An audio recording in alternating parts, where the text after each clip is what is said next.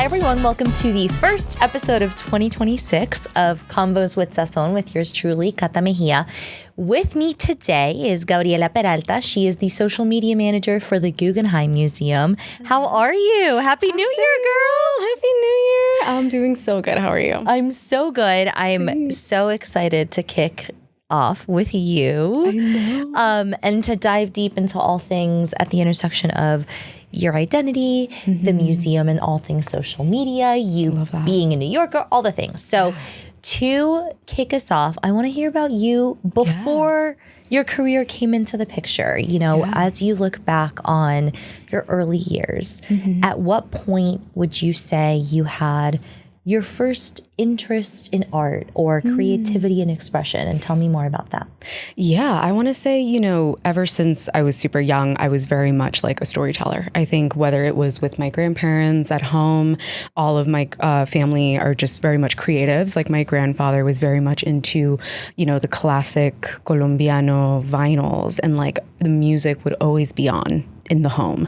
So I knew, you know, he would always find a moment when a song was blasting on the vinyl. He would say, look at this story, like listen to the story behind these lyrics, behind these tracks. So I knew, you know, that him being so passionate about something as so simple as a song, and he would just run with these stories, I was like, okay, like I can start to build my own. And he would give me like, you know, little pieces of, you know, like things like characters, and like from this song, you know, talk to me about like, how would you think about this song? And I was like 10 or 11. So I was starting to like, you know, adapt to, you know, building a world and sort of bringing like my own experiences into that. And I was always very advanced in reading and writing. Like I was a part of like, you know, if you're a New Yorker, you know, gifted and talented programs in the city, they would always tell me like, Gabriela, she would be in pre-K reading like first grade level. Like it was just, the wheels were already turning.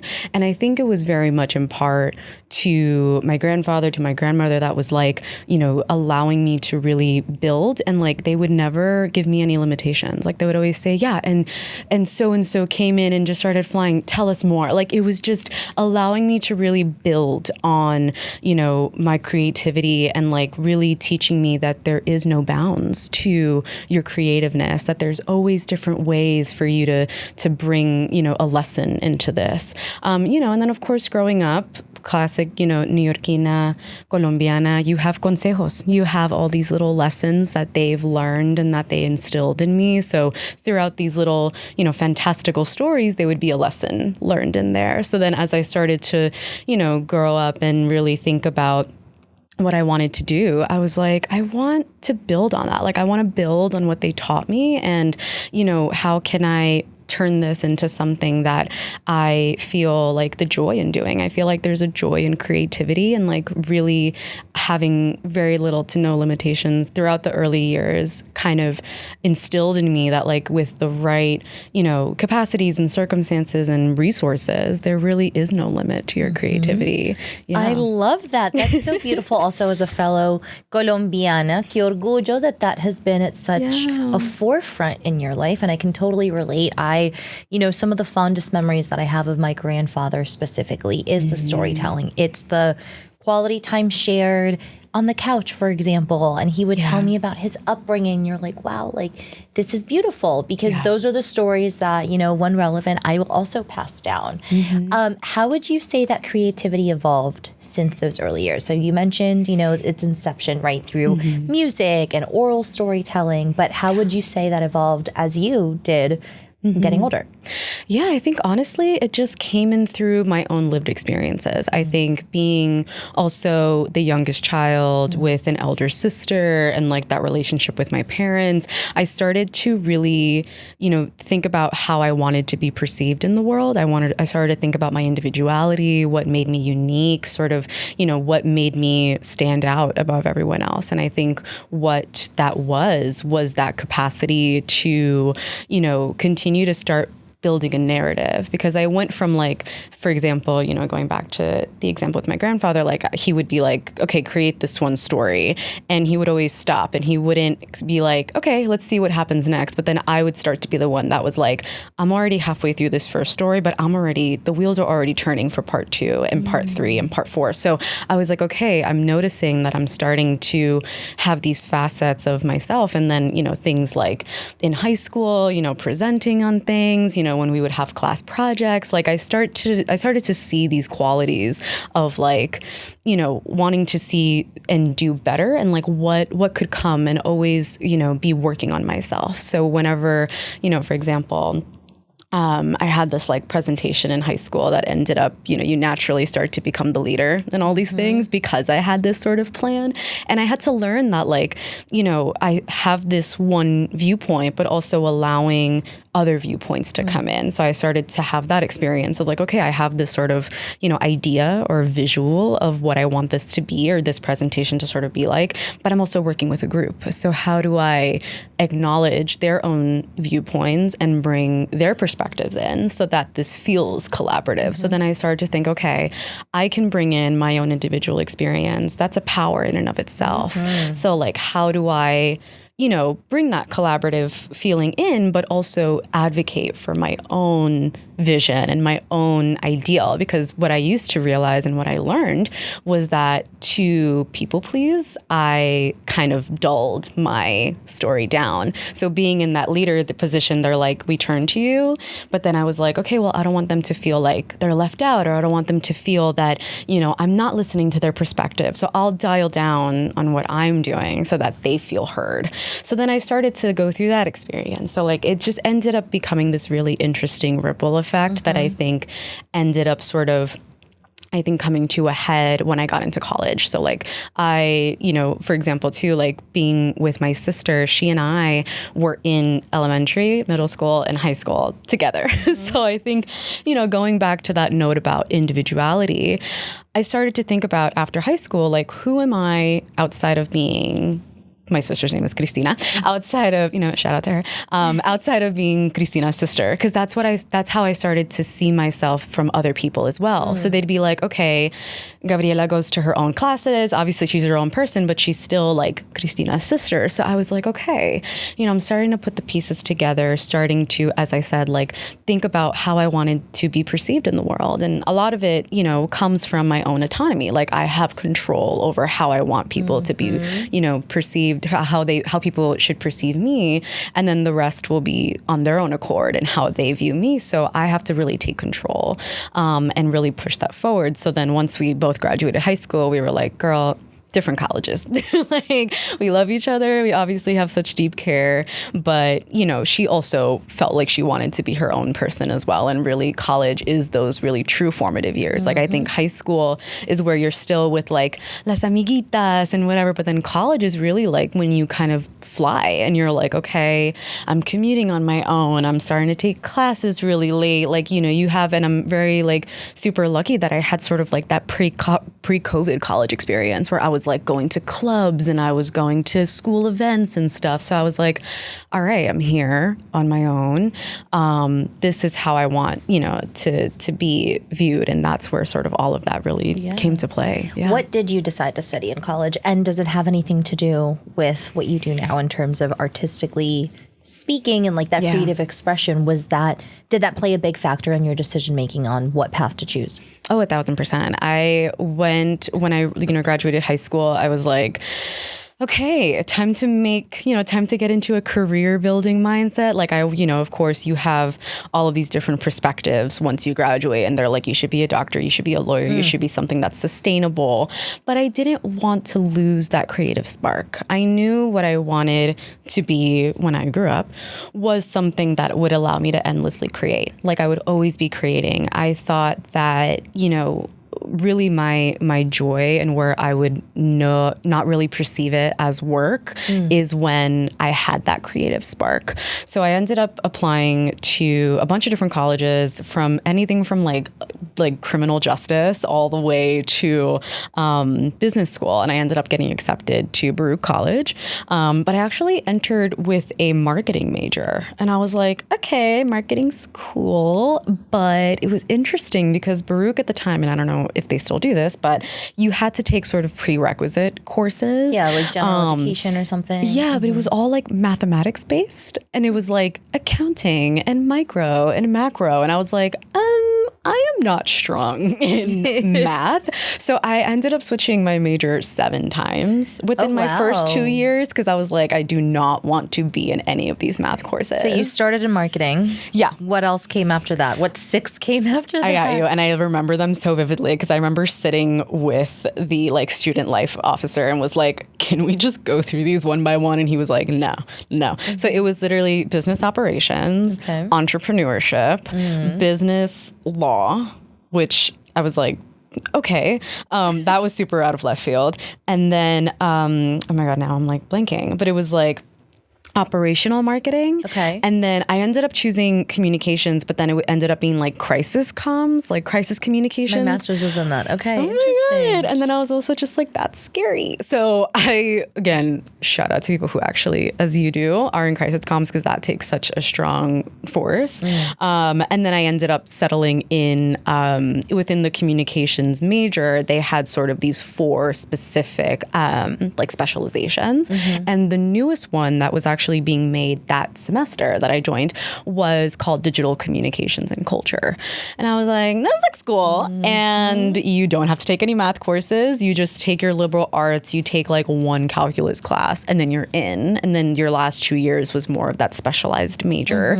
So by textbook definition, digital communications was the history of any modern communication. So anything from social media, anything from, radio, like it was just anything beyond like traditional forms. Like newspaper, TV. Exactly. So we learned about like the history of communications. And then one of my professors, she was like, I'm going to teach you about the history of social media because it is going places. This was 2018 for context. So that was when, platforms like Vine were growing up and things like Snapchat were starting to come into play. And my professor was like, this is going to be the new era. So I'm going to supply all of you with the resources that you need.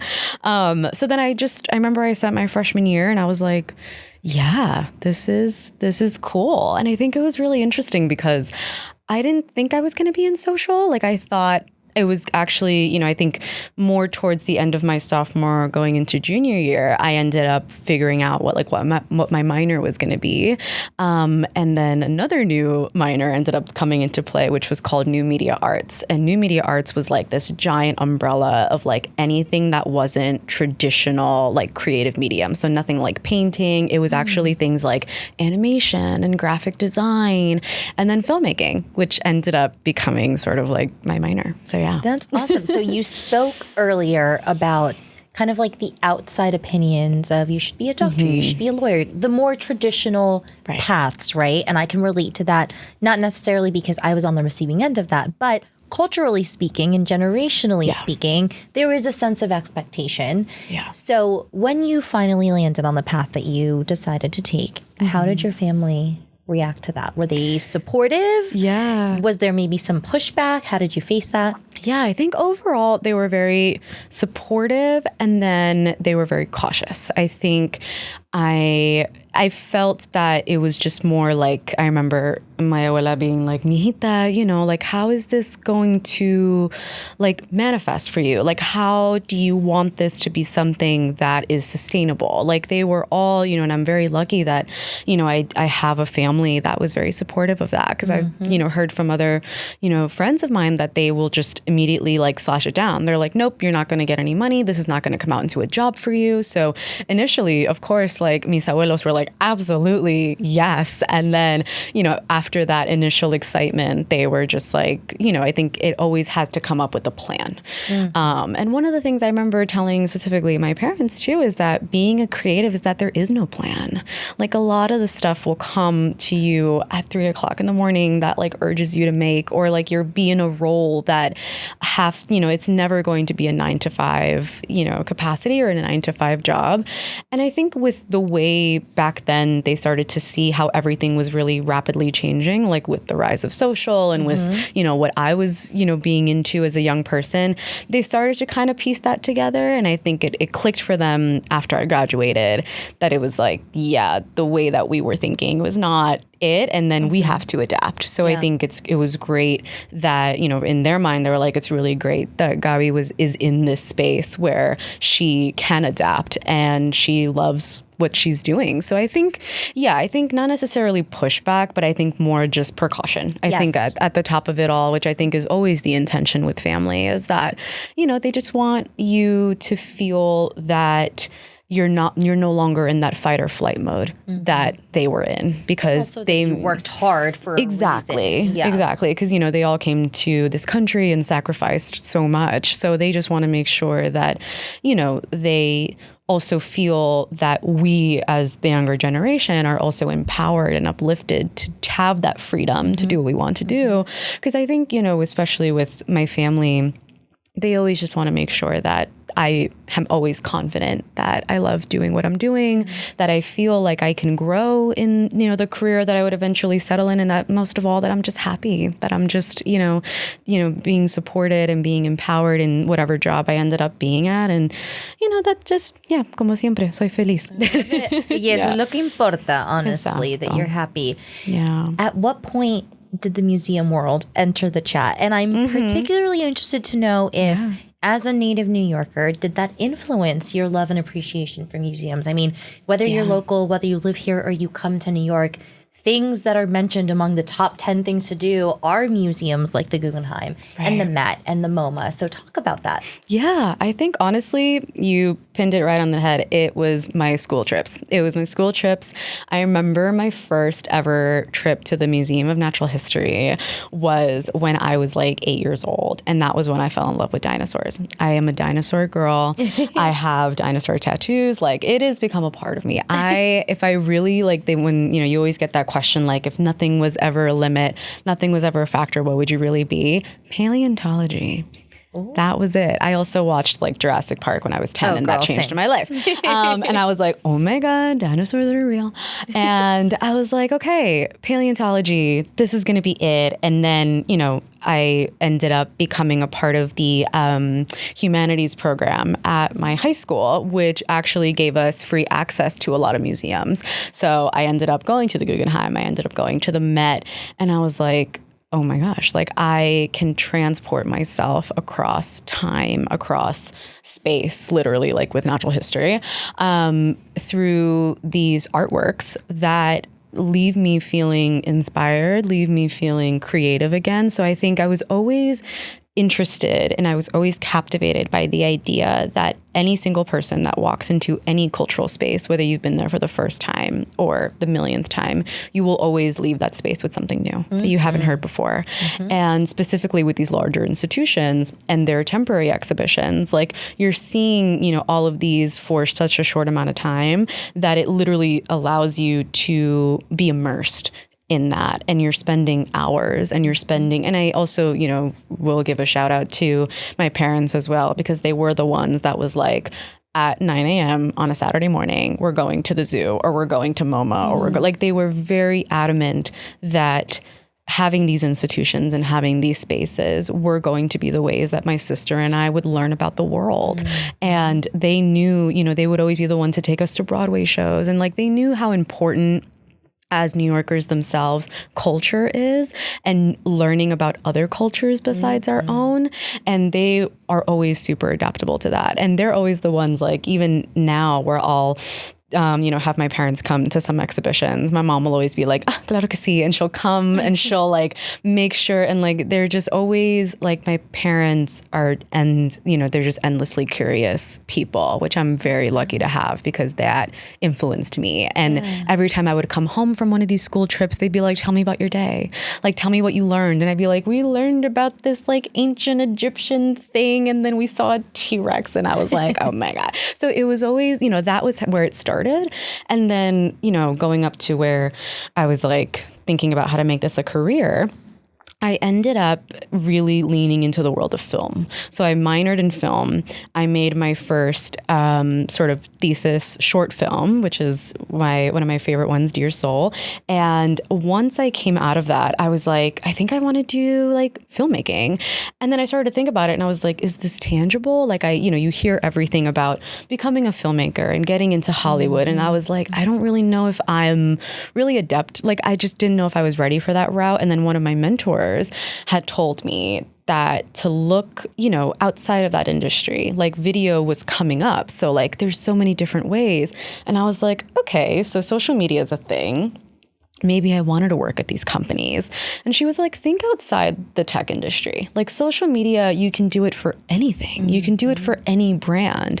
She was like, look at things like airlines and telehealth and like, look at all of these different industries. And I was like, okay. So I'm like, okay, expanding.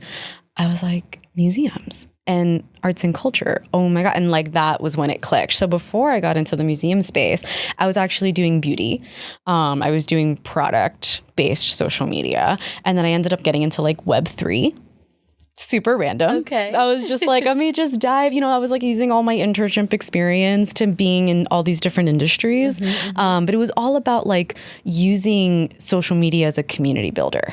That's what I noticed in between those two roles. And then also another similarity was that they were both product-based social media. So I was like, okay, do I want to sell a product or do I want to tell a story? Because all of that content that I made with those two industries was like, oh, these are all the features of this skincare product that's supposed to do wonders, and like create a TikTok about that. Or like, this is how Web3 can help you in like crypto. And I was like, okay, this can work for some people. This was just not for me. Like I just, again, there are some... Fair. You live and you learn. Exactly. So I just like ended up, I went through those two internships and then I just started applying to local museums, and I applied to like the Flushing Town Hall, and then I ended up applying to the Queens Museum.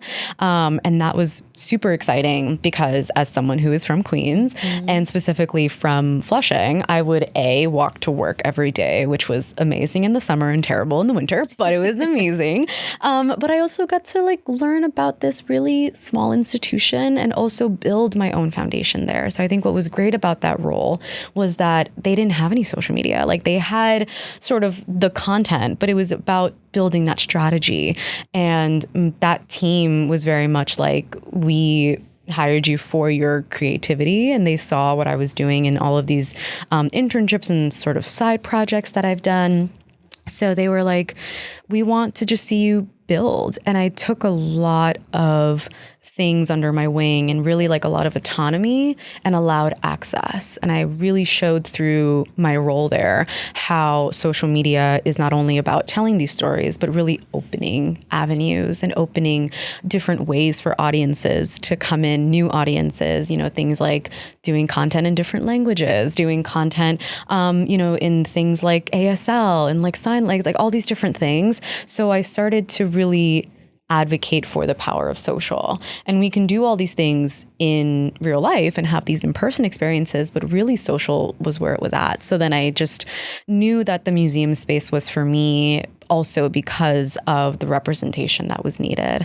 And I really, am instilled by my parents to always be, if I was ever in a situation or ever in, a circumstance where I was opening the door, to always leave that door open for other people. And if other people could see me in this space and feel passionate and feel confident to want to be in these spaces as well, I am always happy to be that person, because that's how it was for me. Like I was a part of a great mentorship program in college called Built by Girls. Love y'all. And they connected me with women who were in the tech space. And these were women that were in Snapchat, women that were in the NFL, like places I would never see myself. And by working with them and mentoring with them, I started to have that want to do the same thing. So I was like, being in this industry and seeing the very little representation there, like I am always advocating for that. And, there's a really great person who I will also shout out, Latinas in Museums. And she was someone that I connected with very also through like a cold DM. And I was like, I'm also a becoming Latina in a museum, would love to connect with you. And she's someone that I still am very close to this day. So Karen, we love you. But, so things like that was where I knew I wanted to be in the museum space for sure. I love that you mentioned accessibility and representation, because museums can feel intimidating to many communities, whether it's the language aspect, which you mentioned, or the socioeconomic aspect of it feels unattainable, or they don't have the amount of money that it requires to get in. And so I love that through your work, it's a bit of an introduction of like, hey, there is a place here for you too. Yeah. Within the context of the Guggenheim. So how did that come into play? So you said, kind of laid your foundation at the Queen's Museum, and for personal and professional reasons, that was something that you felt very passionately about. So when did the Guggenheim kind of come into the picture? Yeah, I think, the Guggenheim definitely came in when I knew that I wanted to grow. I think with my own professional career and sort of where it's at and will continue to be, I'm always looking for an opportunity and a role that will always continue to stimulate. So every single day was different. And I just knew, I had been at the Queen's Museum for about 2.5 years. So I knew I kind of had gotten sort of the groundwork. And I wanted to be, in more of a like managerial role. I had wanted to grow and to sort of expand. And I knew that I also had wanted to work in a bigger institution. I knew that, that was something that I had already had that experience of building that sort of foundational strategy, really honing in on my video work, on my, relationships with influencers. I started to network a lot. So I was like, okay, this is where, coming from Queens, I was like, I got to look at the city. I got to look at Manhattan. I mean, as you said, there's just New York is that area for culture. So the opportunities were very much limitless. It was just more what I wanted to kind of really be in. So then I actually ended up after the Queen's Museum at the Rubin Museum of Himalayan Art. And that was a very interesting experience because their institution had recently just closed. So they, in October of 2024, had transitioned into becoming a global museum where they were focusing on traveling exhibitions and not, as they call it, a museum without walls. So that was interesting for me because I was coming in at a time, I went in January of 2025, so last year. I was very much coming into this time period where they were also experimenting, which left me also experimenting, but also adjusting to, being in this new role. But it was interesting because I started to think about, which is something that I ended up bringing into my now role at the Guggenheim is like, how do we bring people online either with with the Rubin that had no physical museum or with an institution like the Guggenheim where people cannot come to the actual physical institution, whether it's because, as you said, like an affordability thing or because they just don't live in New York, they don't live in the United States. Like the Guggenheim has such a global brand that a lot of our audience is predominantly tourists. So it's like, okay, even, I was able to bring that experience from the Rubin into the Guggenheim and really adapt our content and really evolve it into what it is today. So, when I ended up transitioning out of the Rubin into the Guggenheim. The universe ended up opening that door for me, which was very exciting. And the Rubin team was so supportive. They were like, girl, if you don't take that job. And I was like, love you guys. Thank you. Because I was only like 8 months in. So I was like, okay, we're just going to do that. But, they understood that, the universe just opens up these opportunities for you. And if you don't take it, you're going to miss it. So I ended up joining the Guggenheim in August of last year. So it's been, really exciting because the museum is now starting to, really put the pieces together on the power of just having a digital presence.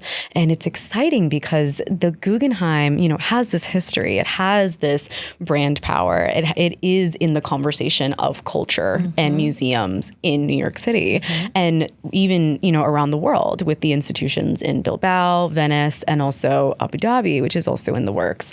So it's like being a part of this space that has this history. My job, which is always the exciting part, is like, how do we even just reintroduce ourselves into this space? Because most of our audience is the international tourism, but also the New York tourism. Like, these are the people that have been here on the school trips, have been here 4, 5, 6 times, but just see the building and they're like, okay, this is just the building. So now my job is to like really find these gems and to also bring in like new conversations from new voices. So I'm bringing in people from conservation. I'm bringing in people from our public programs team, people from visitor services, because I believe that, for a museum's social strategy and digital presence to really work, you have to show everyone that's behind the institution. Not everybody it's not ever going to be the administration, the president, the CEO. Like, people want to see the real people that make the institution work day in and day out. They want to see the people that you see when you're walking in there. They want to see the tour guides. They want to see, kids, like all these different audiences, because they feel more confident to enter in that space. Because it's, as you said, like, and what, I always say is like, if people don't feel familiar and they don't feel like they're welcomed, they will not enter the space. They will feel like they're left out. They will say, this place is in the Upper East Side. I barely go up there because that place is full of just different people that I don't want to be a part of. But when you show them a video or you show them a post of someone who is just a regular person but works at the museum and loves what they do, and they're talking about this artwork, then they're like, oh, so there are real people behind that door. Like, I can pay that ticket and leave with something that I didn't know because of that opportunity. So I think that's always, that's how I'm really always excited to talk about my work, because it's, working on, I'm also learning like new things every day. And I always think about like how I can talk about all these works, because I don't have an art history degree. I do not have a museum studies degree. I am not an art world person. Like, I am literally just a Queens girl, Latina, who just loves museums and just is working at the Guggenheim. So I also think about like, how would I talk about these things as a New Yorker? And that's honestly has been like my top performing pieces of content, because they're like, yeah, this is kind of like the Spark Notes version of this very elaborate Van Gogh piece. Because also sometimes like, and this is what I tell my team, like, a lot of people, they don't want to listen to what's in the text. They can't understand sometimes because it's just so dense and so heavy, like what a curator will put together. It's really just about, and this is also the amazing part about social, is like, they want the vernacular. They want to be able to understand it so that they feel empowered to share it with someone. Because if I'm talking to you about something like post-expression modernism, but if I'm telling it to you as if I would, you and I having this conversation right now, you would get it and you would understand it. And then you'd be like, yeah, this is when Kandinsky made shapes and talked about colors, but then talking about it in a more descriptive way. So that is also the work that I do. It's like, how do we make this very dense, rich text that is very knowledgeable, but just absorbable for anybody to understand? Fascinating and so necessary for all of the reasons that you mentioned, obviously, but also the key role that you and your team have in bridging that gap and making both the institution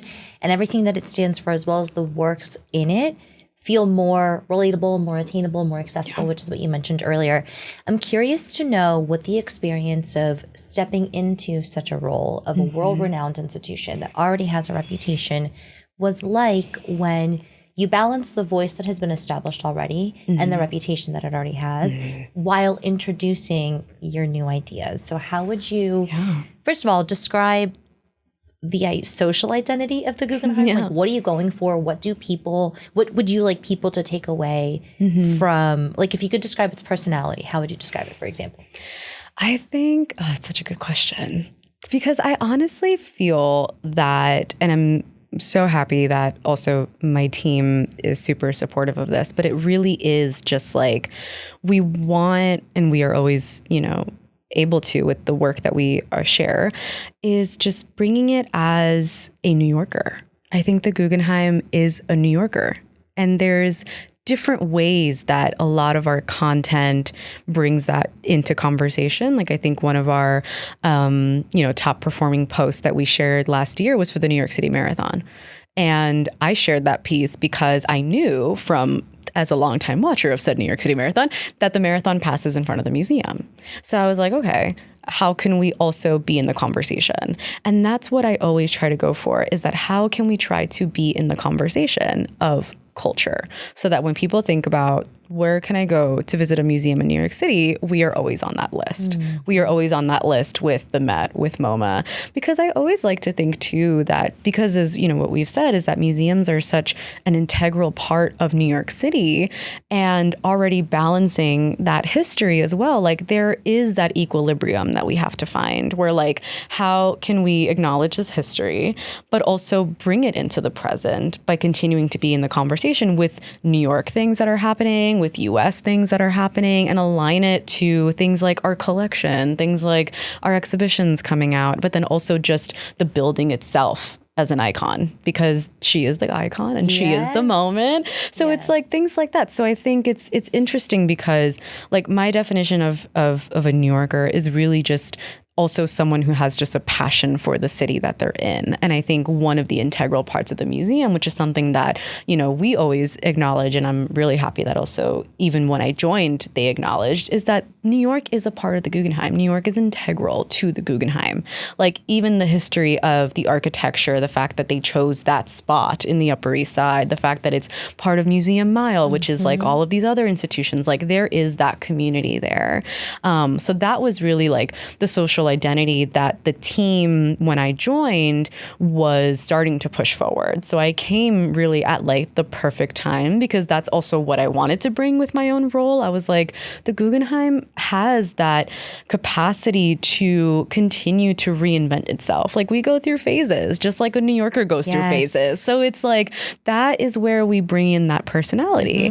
There's moments where we try to be in that conversation, and also we bring in collaborators also to bring in that conversation. And that's one thing that I brought in when I joined, that we also are not the only voices in this space. There are people and influencers and content creators that we can bring.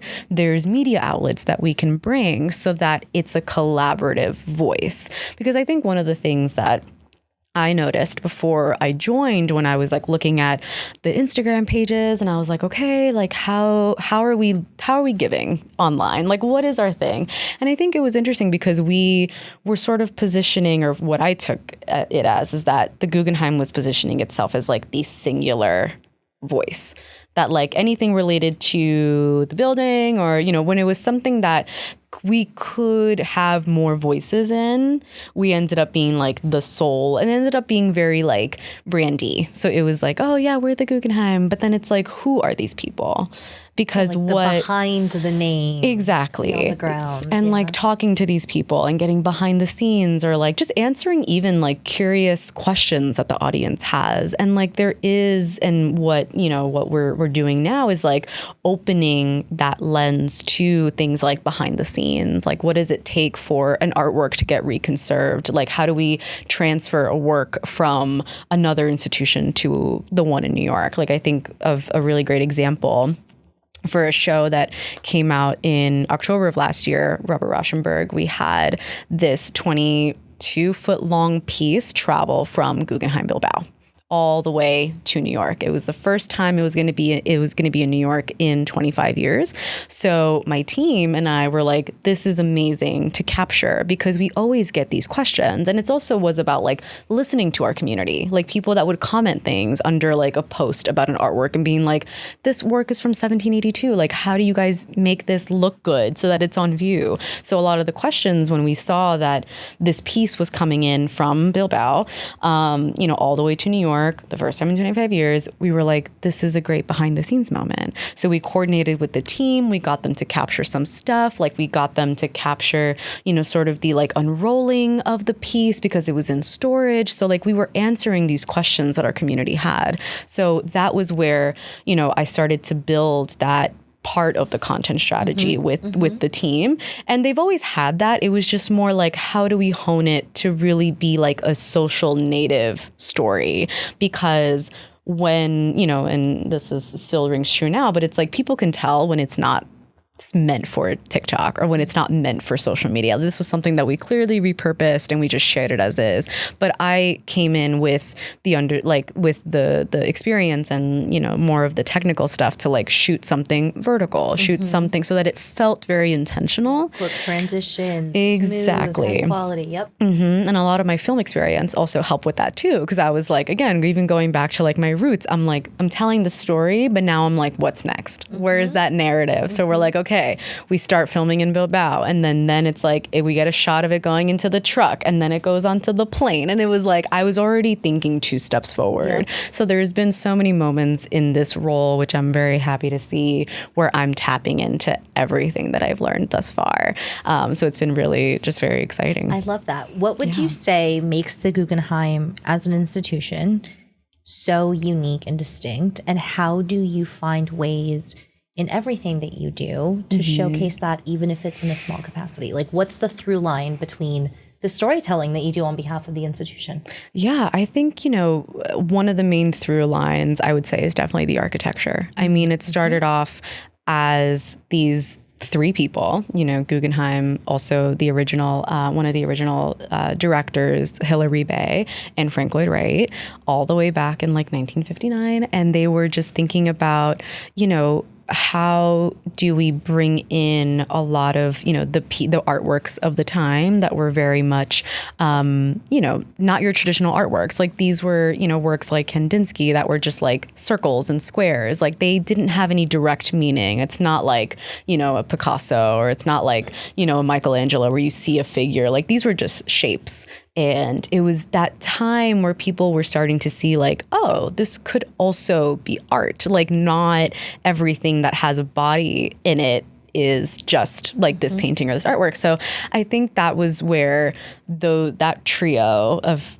folks were thinking about what architecturally, like what could house these very unique and almost fantastical works of art. So when he was making that building, and one of my favorite things to say is like, if the building was made now, it would never have passed code, because there's so many specific things about that building that like are borderline just are not like, I don't want to say not safe, but back when you look at sort of the rule book for how to make a building, everything would be like, no, we can't do this. Like it was more like not necessarily like a not safe thing, but just more out of a precaution. We wouldn't do it. Yeah. But because it was made during like the early 40s and 50s, no one really kind of knew what would happen. So they were just like, yeah, go for it. Make the building. Amazing.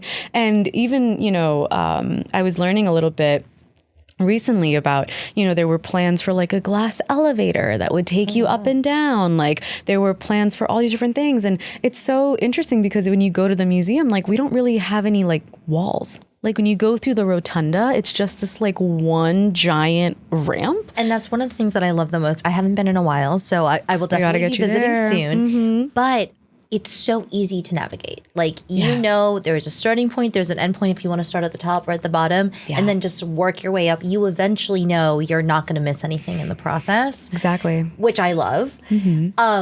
I want to touch on collaboration between all the teams that it requires to put out the work that you guys do to the public. And I say that because there are so many moving pieces, I'm sure, that we as the audience don't get to see in terms of what it takes, not only time-wise, but how many people, and also how you identify like what teams you're going to tap in for something. So talk about that. Yeah, I mean, it definitely starts with a giant meeting between all the departments. Like this is like a 60 to 70 person meeting with everyone and anyone who is a part of the show. And it's really great because we kind of get the full lay of the land on like what is happening before this exhibition really comes into play. And it's, as you said, like our specific comms team, we discuss strategy, we discuss certain content pieces based on what we know from that initial sort of get together. And then, we move forward from there, and we're in touch with curatorial, we're in touch with like exhibition management and like visitor services. So as you said, it takes a really huge effort for you as a visitor to see what ends up happening. Like, I think a really great, example is like the current show that's on View up until January 19th is of Rashid Johnson. And that work, one of the main highlights of it are the plants that are hanging in the rotunda. And if you've seen it recently or even within the end of this past year, like that has been the highlight. You just walk around the ramp and you see all these plants, and it gives such a serene space. So one of the things that we knew what was going to happen was that Rashid, the artist, was going to have a conversation with one of the curators about the show. And we had, one of our videographers there, and we had captured that entire conversation. And then we talked about in that conversation the notion of plants and the importance of plants. And I knew, because they are such a centerpiece throughout the entire show, and the team knew that had to be something we had to highlight. So we ended up working with Rashid himself and also the artist and our digital video producer. And he ended up making this like really fabulous social cut of that part of the conversation where he was talking about the plants and the importance of the plants. And that we knew was going to engage like super well, because as you said, it answers that question. It answers about all the people that it took to get these plants hanging. And we're always answering questions like that. And we're always having these initial sort of conversations. So that's usually how the process starts. And then internally, my internal team, always a few months before the exhibition is when we're talking about all of these content pieces. So like we start to know certain things, we start to figure out the plans, and then we're already, again, 2 steps ahead about like, okay, where can this be a social moment? Where can this be a long form video moment? Like we always have, sort of like longer videos, these artist talks and the works, like how can we capture that? Because I think also too, what goes into the show not only is, as you said, like anything that kind of comes into the culmination, but also in the stuff after. So we have our amazing public programs team that creates these programs around the show. So we have these things like artist talks, we have things like film screenings, we have a performance arm called Works in Process who do like dances and all these different things. So it's also about highlighting those moments. So it's not just about seeing the show, but also seeing how different community partners talk about the show. Like I think, during all of 2025, we had every month different community partners around the city come and whether it was things like poetry or piano or, additional spoken word pieces or music or dance, they were all in reaction to Rashid's show. So it was things like that I knew I wanted to capture and really promote so that people can not only come and see the show, but they can also see a poet reacting to one of the pieces, or they can see, someone playing piano at the top of the entire rotunda. There was a piano activation, and you can just hear the piano all throughout the museum. So I think that's where it all kind of comes together, where we, at the Guggenheim, which is always super exciting. And what I always tell people is that there are things happening every day. Like every day at 2 p.m., we give an architecture tour, and that's included with your admission. You just pull up and you come and you get to learn about the building. So it's all about also taking all of these IRL experiences and creating moments for them online, because as we've said, like the accessibility part is also super important, because if someone can't make an architecture tour, they can listen to a 45-second video about the building that we can then make into a series. And then so it's all about that building. But it's really also working with the different teams to we all work as advanced with as much advance notice as we can. And we just all, the moment we all get this idea, like I'm talking to my team, and then we bring in the right departments and we're like, hey, we're talking about this X, Y, and Z. Like, let's bring in exhibition management. Let's bring in all these different. So it really is that endeavor. But, it's really exciting that a lot of the teams, they also understand that for social, it does, for example, things like conservation, like we have to get those behind the scenes. And it was interesting because I think personally, I've been in situations, not with the Guggenheim, but like in other institutions where curators or conservation, they're very, it's very closed off. Like it didn't really used to be a thing until very recently, where you started to show the process. And I honestly think it was because these folks in these roles didn't think that people were interested in that. Like, oh, what do you mean people are interested in something I do every day? And then I would, you know, for example, when I was at the Queen's Museum and I had this conversation with one of the conservation people that was for like a temporary show, I was like, no, people are super excited on how you're maintaining paper from like the 1964 World's Fair. That is thrilling. And of course to you, that's your everyday job. So you're like, this is boring. Why? But like to someone who's never, but to someone who never has seen that, that is thrilling and that is exciting. Or like if you're doing research about how like, you know, Walt Disney has impacted like South America during his films, like that is every day for you. But that can be like the thing that sets someone off to be like, oh my God, I want to go visit this person's show because they talked about this. So it's like, that's where I think a lot of, or not even I think, I believe that like a lot of the conversations that my team has, even now at the Guggenheim, like all of the other departments are seeing it. And they're like, okay, yes, like and it's that empowerment cross departmentally that they know that like, okay, this could actually be a good social moment. And now they're like emailing me and they're like, hey, this would actually be a really cool moment if you're down. And I'm like, yes, I am at the museum at 9 a.m. Please let me film. So it's like, I think I really love the Guggenheim teams and the Guggenheim departments because they understand that. Like they understand that all these little moments that seem very like mundane to them is something that on social media, just give me 15 to 30 seconds of your time and that will engage so well. And we've seen it. Like we've seen whenever we do videos with our curators talking about a Van Gogh piece that gets like 20K likes and millions of views because it's like people want to know. And also people want to feel, as I said before, like they want to feel like they have the confidence that they've learned something, that they don't have these art history degrees, but they have the knowledge from this minute video and they learned about Van Gogh, they learned about Picasso, and they would never have learned that because they didn't specifically study it, or maybe there was never an interest there in the first place. But they see someone who is a subject matter expert, but telling it to you in a way that you understand. And they're like, I got it. I love the very clear intentionality behind everything that you've talked about, you know, as it relates to your work. I think something that goes hand in hand is also knowing your audience. And I'm curious to know if that is a bit of a challenge in always keeping your audience at the forefront of everything that you do, simply because, as you mentioned earlier, it's the locals, it's the tourists, it's maybe the older generation, the younger generation. Like, how do you find that balance as it relates to all the conversations that you're trying to tap into through the Guggenheim's work? Yeah, I think it's definitely a lot of that collaboration sort of comes into play because I always have sort of like my ideas and I have sort of this knowledge of, okay, you know, we know, for example, like Van Gogh is always going to be, that's always going to be a top hit. Anything with Van Gogh, because obviously it's Van Gogh.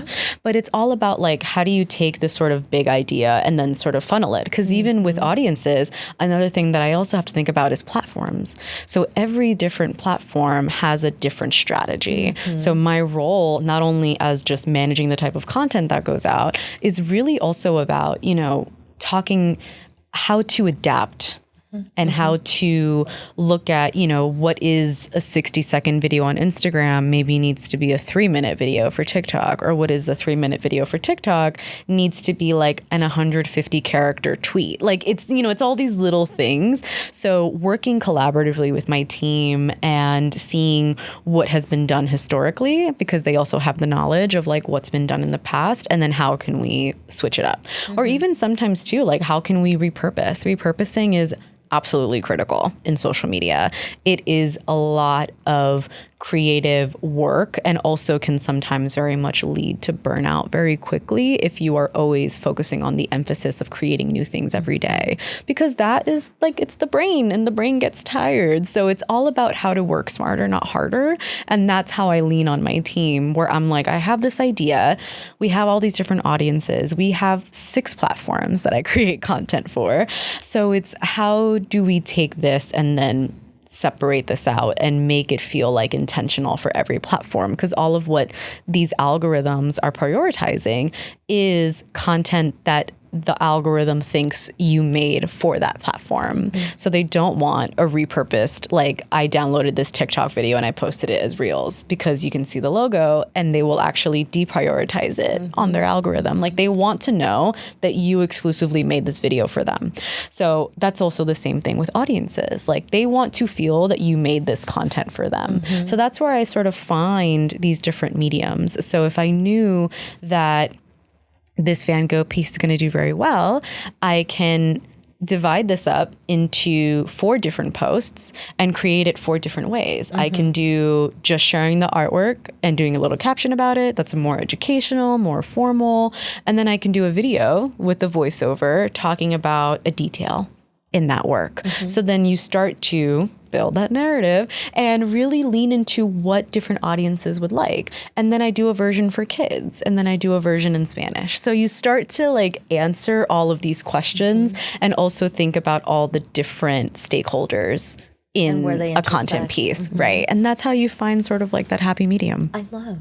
Let's talk about misconceptions and or challenges that come with the work that you do. Maybe let's start off with a misconception that we can demystify now, and then also maybe a challenge that people don't talk about enough, or they may be surprised to know, not knowing what it takes to be in your shoes.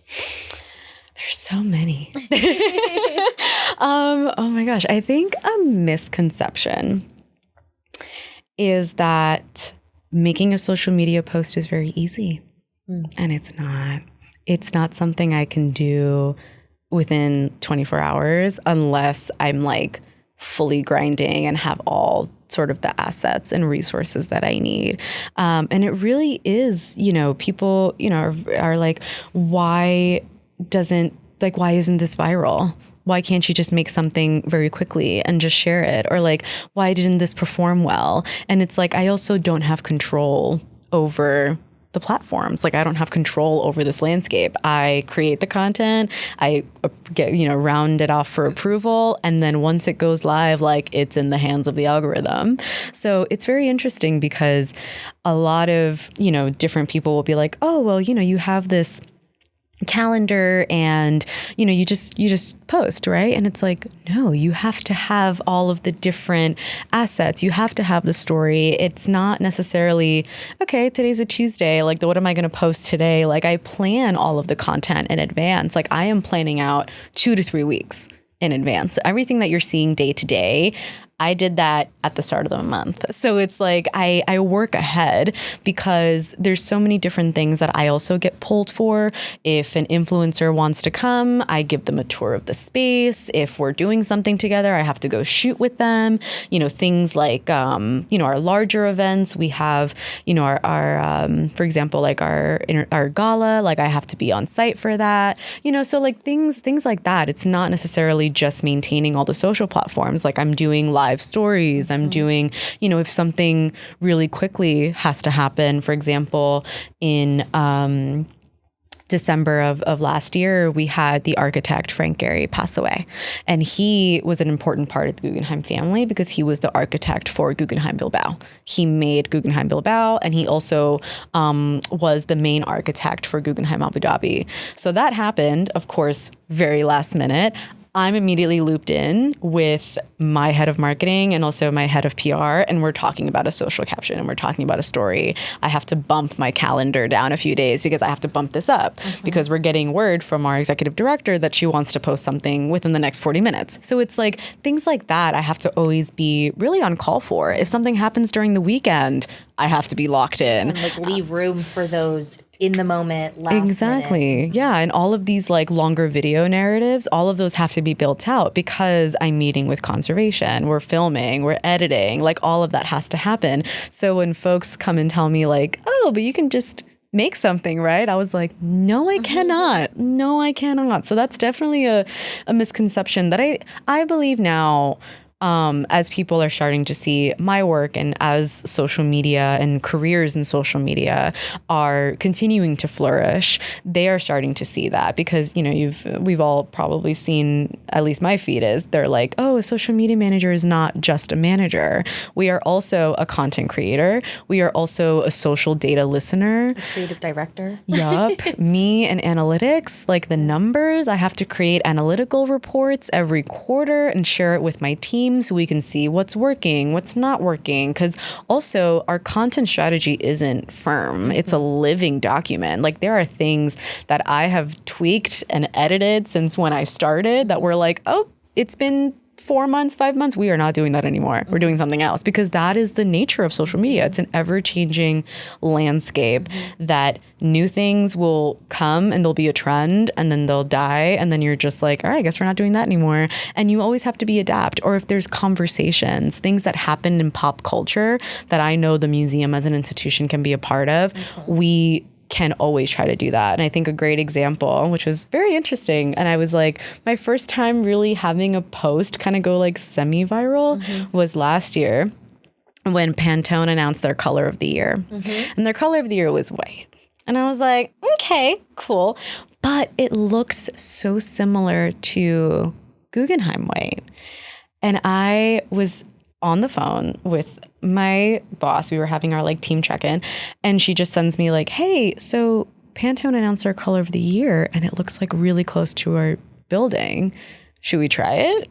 And I was like, oh my gosh, yes. And then the entire team, which I'm so proud of, we reached a genuine flow state where I was like, made a graphic, made a caption. We had like our team meeting like a few minutes after and I was like, people, look at this. Do we love this? And my like head of the department was like, yeah, this is great. Let's do it. And we were just like, boom, done. And everyone was like, well played, Guggenheim. That makes sense. And it was a simple graphic. It was just their color swatch with a photo of our building behind it. And you can clearly tell it's like an exact match.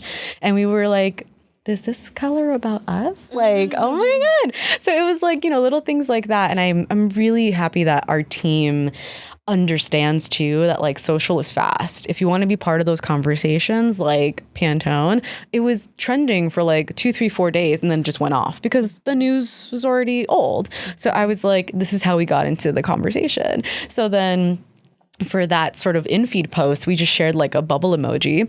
And of course, we were monitoring the conversations because, there's different things that also came out of that color choice. We were also making sure, but it's also pretty exciting that the team also acknowledges risk because with social, and that's something that I always have said in all of my roles, and I'm glad that this team gets it, is that there is risk in being that conversation. For example, with the Pantone color, using that as an example, a lot of people were like thrashing Pantone because they were like, in this political climate, in the year that we were in 2025, you chose white. Really? So of course, I monitor that. And that's also part of my job. Like I am also doing like crisis prevention because in case, for example, if that post had gone sideways and people were like, really, Guggenheim, you want to be a part of this? You want to be a part of this conversation? Why are you doing this? And that could have escalated. Then we're in crisis comms mode. So that's also part of my job. So it's not just like, I'm the one that makes TikToks. I'm doing all of that. Like I am monitoring that landscape 24/7. Like I'm the one that has 2 phones and the laptop and I'm like, all right, work phone, personal, work phone, personal. The first like will always come from my personal account. That's what will happen. But that really has been also one of the misconceptions that like there's so much more to being a social media manager than just posting. That is always, as similarly to what we've been saying about you as the audience, that will always be the thing that you see. But there is always so many layers. Even if it's just something as simple as like a picture and a caption, there's the thought process that has to go behind that. And it's a lot, but it's exciting. I love that. Thinking about the thought process of anything, right? And bringing anything to life. Pie in the sky, dream state. What is a project that you may not have been able to tackle on quite yet, but it's either in the works within the context of Guggenheim or within you personally that you're actively working towards? Honestly, I think I've been super interested in, as said Phil Miner, the cinematicness of it all. The museum is, as we've said, such a culture icon. It's been in countless films. It's been in countless TV shows. There's a way that I'm working on with my team to really produce cinematic content so that you feel that when you step into that building, you're acknowledging it for the icon that it is.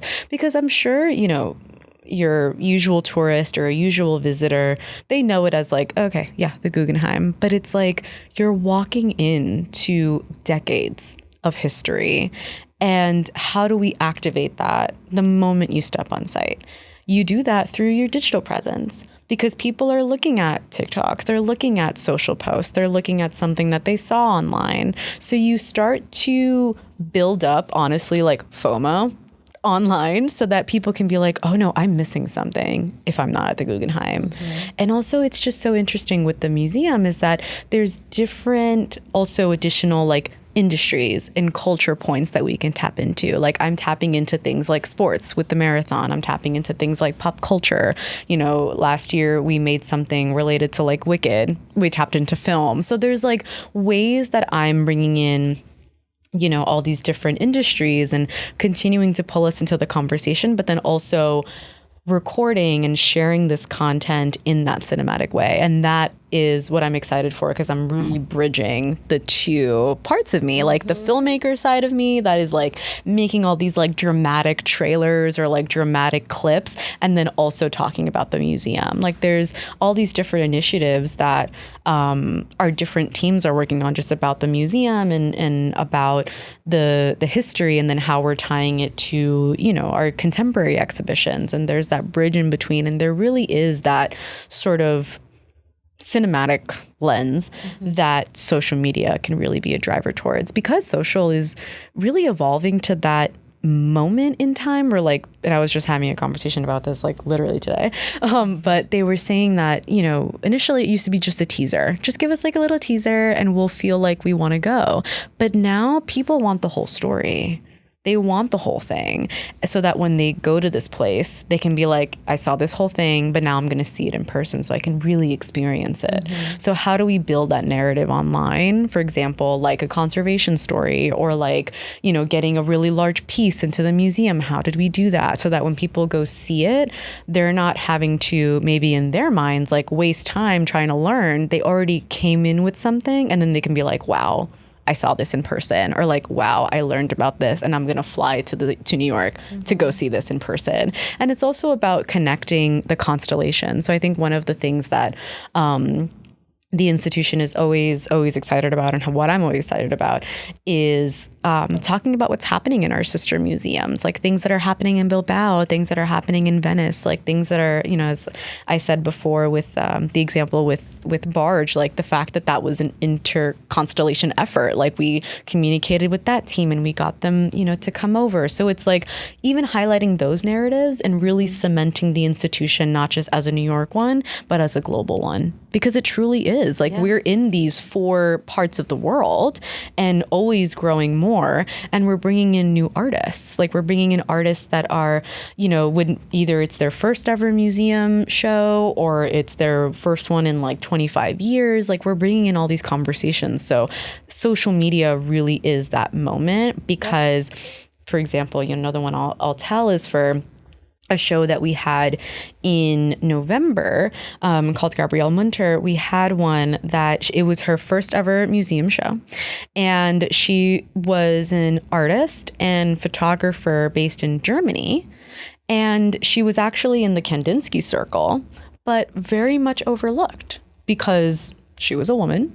And also because, a lot of her work was very much like overshadowed by that Kandinsky era, like Paul Klee era, very like Impressionism era.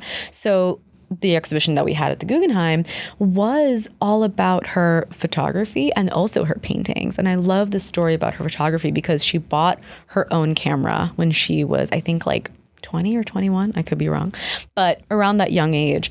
And she ended up coming from Germany to the United States, and she came to New York, and she passed by the Guggenheim. So like there's already these stories, and it's all about highlighting these stories so that people get the full picture. And they honestly, feel like that they're missing out, but that, you know, it has to start from that digital experience, because otherwise you're not going to get everyone when they just walk in, because they're going to go in, get their picture, and then leave. So it's like, I want them to leave with something, even if it's just their picture, but it's like desire to come back. Yeah, exactly. And just to have it be, you know, there's been so many amazing stories where we've had people, they come in for the first time and they end up coming back every year. They're like, this is my annual trip to New York. I'm going to make sure I'm going to go, because they feel that, like they feel like when they're walking into the space, they're walking into history. But then they also know that they've left their print on the museum. Because that's what I always say, like every person that walks in, you're now part of the museum story, because the museum is only made stronger by its visitors. And that goes for every institution, every person that walks in. And that's where the work that I do is super important, because we're getting through that barrier. Because if the barrier, let's say, is the ticket price, which is very true, it's a $30 ticket, it's very expensive. How do we make people feel like that's worthwhile? And that's the work that we do, because we're telling these stories, we're highlighting these voices, we're highlighting artists that may have never gotten the chance to, and also using our brand power to cement ourselves in the conversation of New York City culture. And that's what that work is. I love it. Yeah. Last question to close us out, and it's a two-parter. Yeah. In honor of the new year, you know, everyone sets New Year's resolutions and things to look forward to. So what inside scoop can you give us on a personal front and also as it relates to Guggenheim of what we can look forward to in 2026? Yeah, I mean, I can definitely give you both. I think on a personal one, as I had mentioned before, am a filmmaker.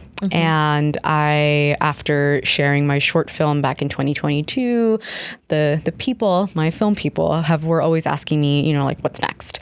And I was always very interested in building more of a narrative, sort of feature-length film that is going to have all of these amazing counterparts and colleagues of mine in the film space, folks like original composers, folks like screenwriters. Like I'm connecting with a lovely friend of mine who offered to like work with me to write the screenplay.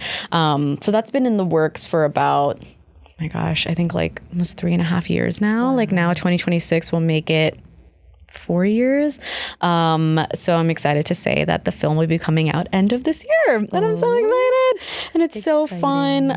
The title is already out, so it's fine. But it's called Madre Monte, and it's a connection to the amazing patron spirit of Colombia, Madre Monte. So the film is going to be set in English and Spanish. And I actually traveled a lot to and from Colombia to film part of this, and it's like this first person narrative, and it's so exciting. And again, it's going to have an original soundtrack and everything. It really is like my magnum opus, and I'm so excited for people to see it. I'm excited for you, and also to hopefully be one of the ones who sees it. Yes, immediately. I'm definitely, once it's out, we'll be having screenings, and I am one that I do share all of my films online for free, so you can go see it on my website.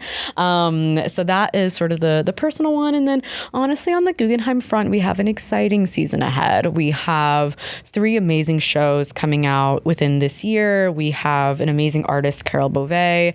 It is her first museum show, I believe, in a while. Don't quote me on that. But definitely one of her biggest museum shows.